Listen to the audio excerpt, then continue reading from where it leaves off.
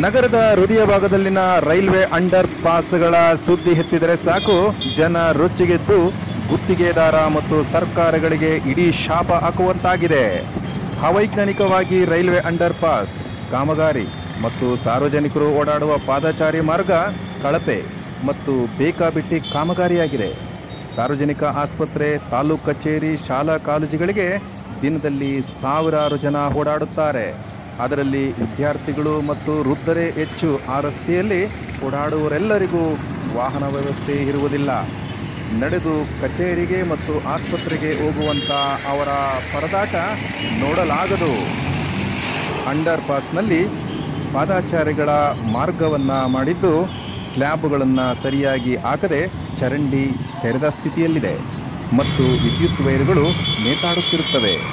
ಓಡಾಡುವಂಥವರು ಪ್ರಾಣ ಭೀತಿಯಲ್ಲಿ under pass ದಾಟಬೇಕಾಗಿದೆ. ನಗರದಿಂದ ಇದ್ದೂಡು ಗ್ರಾಮಕ್ಕೆ ಹೋಗುವ ರಸ್ತೆಯಲ್ಲಿ ಅಂಡರ್ ಪಾಸ್ ನಿರ್ಮಾಣವಾಗಿದ್ದು ಅದರಲ್ಲಿ ಸಹಿತ ಇದೇ ಪರಿಸ್ಥಿತಿಯಾಗಿದೆ. ಹಾಕಿದ ಸಿಮೆಂಟ್ ಕೇವಲ 1 ವರ್ಷದಲ್ಲೇ ಹಾಳಾಗಿದ್ದು ಕಂಬಿಗಳೆಲ್ಲ ಮೇಲೆ ಎತ್ತಿದೆ. ಓಡಾಡುವಂಥ ಸಾರ್ವಜನಿಕರು ಮತ್ತು ವಾಹನ ಸವಾರರಿಗೆ ದೊಡ್ಡ ಸವಾಲೆಸಗಿದೆ. ಇದಕ್ಕೆ ಸಂಬಂಧಪಟ್ಟ ಅಧಿಕಾರಿಗಳಾಗಲಿ ಅಥವಾ ಗುತ್ತಿಗೆದಾರರಾಗಲಿ ಇದರ ಕಡೆ ಗಮನ ಹರಿಸುತ್ತಾರೆಯೇ ನಾವು ಕಾದು ನೋಡಬೇಕಾಗಿದೆ.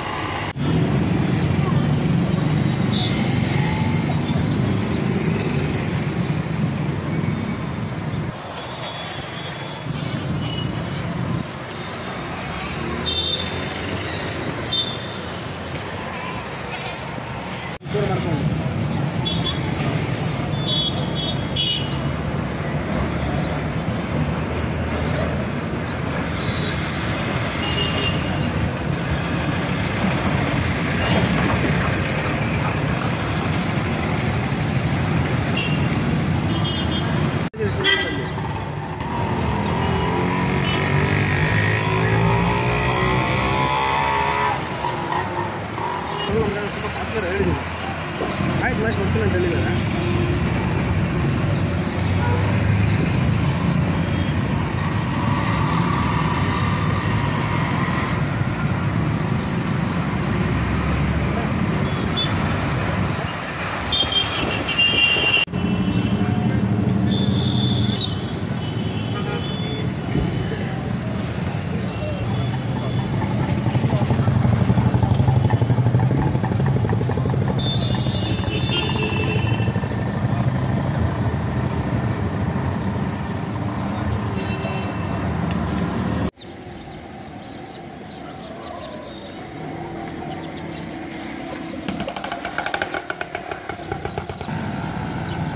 ಶಿಡ್ಲಘಟ್ಟದ ನೈತ್ಯ ಸುದ್ದಿಗಳನ್ನು ವೀಕ್ಷಿಸಲು ಸುದ್ದಿ ಮಿತ್ರ ಯೂಟ್ಯೂಬ್ ಚಾನಲನ್ನು ಸಬ್ಸ್ಕ್ರೈಬ್ ಮಾಡಿಕೊಳ್ಳಿ.